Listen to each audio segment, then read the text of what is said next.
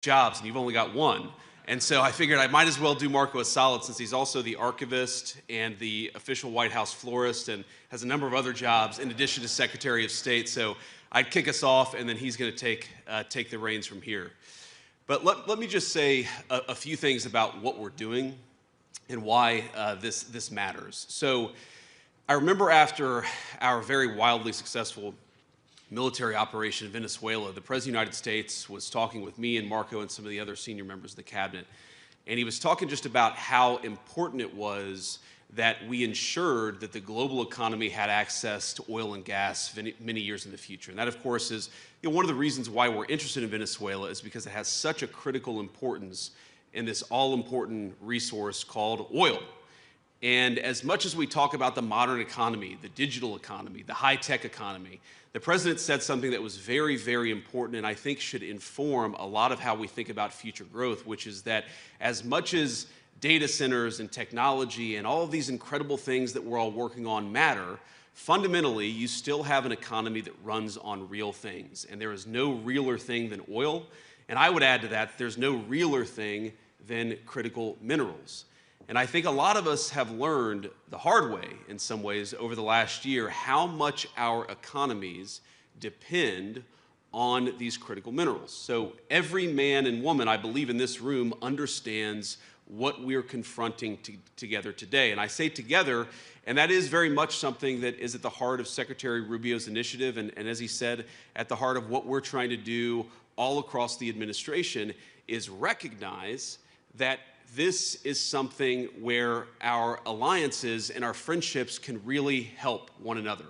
We're all on the same team. We're all rowing in the same direction. I believe that in this room, we have close to 2/3 of the world's GDP represented, and so we have the capacity to make ourselves more independent, more self-reliant, and that's what we should be doing. Now, we know that today, the international market for critical minerals is failing. It's failing to create domestic markets or dignified jobs for our labor forces, and it's failing to keep our nation safe.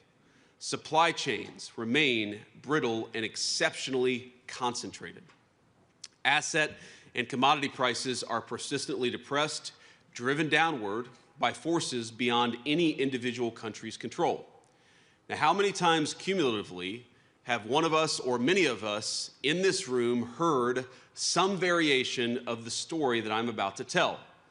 A lithium mine, a gallium recovery center, you name it, is announced, sometimes with years in planning and financing nearly in place. Then overnight, foreign supply floods the market, the prices collapse, and investors pull out. The project stalls, and eventually the project dies on the vine. We've all seen it firsthand in all of our countries. And the result is a global market where consistent investment is nearly impossible, and it will stay that way so long as prices are erratic and unpredictable. And that's one of the things that we want to work on with this initiative. Let's make the prices more predictable and less erratic so that we can support the domestic supply chains and the investment that makes those supply chains possible. Now, across Europe, North America, there are dozens of mining and processing initiatives that have been suspended or completely abandoned because sustained price weakness makes financing impossible. Time after time, advanced economies with deep capital markets are finding that projects cannot clear costs. The same story plays out elsewhere around the world. In resource-rich developing economies, only a tiny fraction of global mining investment, including from nations, many of them in this room, is reaching the point of actual projects. We plan, we think about it, we even invest a little bit of money, we do the regulatory work, but so many of them die on the vine. Now, everyone knows that these deposits exist. We've mapped a whole lot of them, and we know they're ready to be mined and processed. But capital can't reach them so long as investors lack confidence that those markets are going to remain stable for long enough to justify the long-term commitment. That is the problem that we confront. And even here in the United States, even with all the incredible things that President Trump and the entire administration has done to eliminate permits, to open up the regulatory environment, we have private financing that we've secured, but even in some cases, even in the United States, some of these projects are struggling to attract investors. We see telltale signs of a market distorted beyond recognition, one that punishes strategic investment, one that punishes diversification, and one that punishes long-term planning. This is crazy. We should have the kind of global markets, the kind of domestic markets that reward long-term planning, that reward strategic thinking, and that's exactly what we're trying to do. Now, I think every single one of us represented in this room has become dependent on arrangements we did not choose, and right now, arrangements that we cannot control.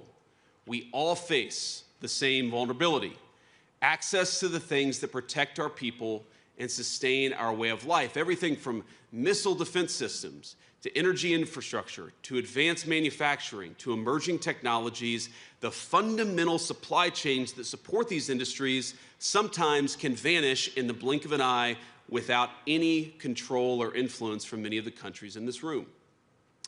And we in the Trump administration believe it is the business of the government, of the people's government elected just over a year ago, to confront such problems, and that we want to confront them together. And I think that you're all here, at least I hope you're all here, because you all feel the exact same way. Now, our administration came into office last January, barely a year ago, with a clear mandate to reindustrialize the United States of America and return American workers to the center of our economic policy. And that is what we are doing. And I want to tell you just a little story about one of the very first meetings I had with our Secretary of Commerce and the Secretary of the Treasury, two great people, two great business leaders. And I remember saying, look, we have our views of the Biden administration. We're not particularly fans, as you may have guessed. But setting that to the side, surely the Biden administration put together a list of the critical industries, the critical technologies, the critical manufacturing facilities that are supported by these rare earth minerals, these critical minerals. We may think it's bad work. We may think the people who put it together weren't particularly wise, but surely that gives us some foundation to build on. And I was shocked when our Secretary of the Commerce and Secretary of the Treasury came back to me and said, actually, we have never done this. For the last 4 years, the Biden administration never sat down and tried to understand what are the critical deficiencies in world supply chains. That's crazy. It's insane that we ever got to this point. But in just 1 year, the President of the United States has struck dozens of deals to fix that problem. Domestic and foreign producers are both included in this, and we're trying to ensure durable, end-to-end supply chains for our country, but also for many of our friends.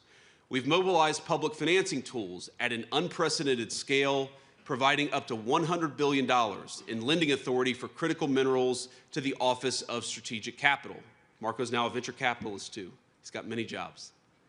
We've overturned old orthodoxies and taken direct stakes in high-value mining and processing companies. The United States had not built a primary smelter in this country since 1980, before I was born, 4 years before I was born. In the last month alone, we have announced two, one of which is already fully funded.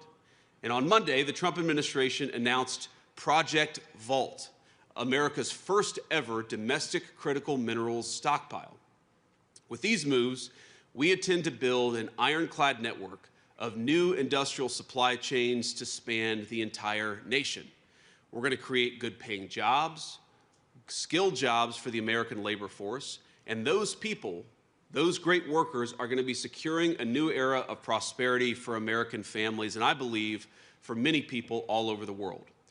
But we seek to make sure our friends and our allies are part of this and that you all are covered as well. Our goal here, and the reason why we're doing this conference, is to align trade policy, development finance, and diplomatic engagement towards a shared strategic objective. And that objective is very simple: diversifying global supply in the critical minerals market while strengthening the partner countries who help all of us in this shared effort. Over the past year, our administration has signed agreements, we have launched many joint initiatives, and we have committed extensive resources with many of you in this room, with many governments, and our work extends across disparate regions, and all stages of the value chain. We've convened this ministerial in an effort to accelerate that shared work. So this morning, the Trump administration is proposing a concrete mechanism to return the global critical minerals market to a healthier, more competitive state. A preferential trade zone for critical minerals protected from external disruptions through enforceable price floors. We will establish reference prices for critical minerals at each stage of production, pricing that reflects real-world fair market value. And for members of the preferential zone, these reference prices will operate as a floor, maintained through adjustable tariffs to uphold pricing integrity. We want to eliminate that problem of people flooding into our markets with cheap critical minerals to undercut our domestic manufacturers, because we know, of course, that as soon as they've undercut our domestic makers, the domestic markers, they leave the market, and the people who undercut them then jack up the price to a completely unfair level. We're going to fix that problem. Together, we want members to form a trading bloc among allies and partners, one that guarantees American access to American industrial might while also expanding production across the entire zone. The benefits will be immediate and durable. Regardless of how much material flows into the global market, prices within the preferential trade zone will remain consistent. Over time, our goal within that zone is to create diverse centers of production, stable investment conditions, and supply chains that are immune to the kind of external disruptions that we've already talked about. For those of you who join, we offer you a necessary foundation for private financing and secure access to the critical mineral supplies your nation would require in an emergency or some other contingency.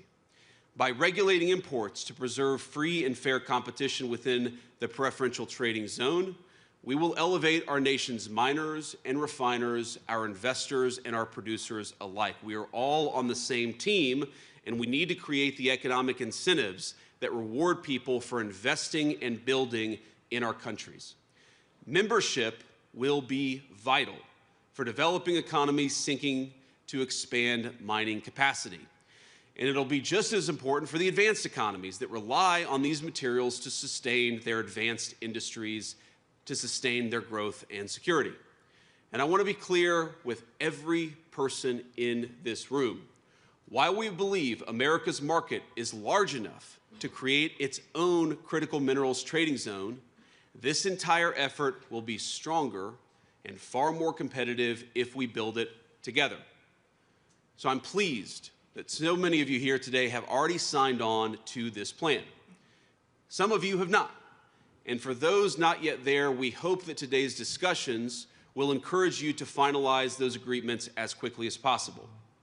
Now, I know you're going to be hearing from a lot of others in our administration, including our great Secretary of Rubio, I think really the greatest Secretary of State the United States has ever had, and other senior administrators in our team. And I know that Ambassador Greer, our great trade representative, will present further specifics about what he'll be negotiating, what we're calling the Agreement on Trade and Critical Minerals. Knowing Jameson, I know it will be a very productive session, and I know it will be a very detailed session. As all of you who know Jameson well, he is a guy who gets into the details because he knows that that's where the substance of an agreement can really be made. So I want to close, but before I do, let me just reiterate. We here, I think all of us, are friends. We've all spent many years describing this problem. Before I was ever in politics, I would hear politicians and global leaders talk about this problem. For too many of those years, we talked about it, but we refused to actually solve it. The framework before us is a change. It is a practical and enforceable approach to solving the problem, not just complaining about it. Many of you have helped us design it, and we're, of course, constructing it together in real time. So to those of you still on the fence, I say, let's move together. Before you is a chance to lead, to secure your nation's ability to build, to produce, to defend itself. What is before all of us is an opportunity at self-reliance. that we never have to rely on anybody else except for each other for the critical minerals necessary to sustain our industries and to sustain growth. So I propose that we come together and we shape a market worthy of the great men and women of our countries who depend on that market. Again, I want to thank you all for being here. I'm honored by your presence. The President sends his very best regards, and I look forward to everything that we're going to accomplish together. God bless you all, and have fun today.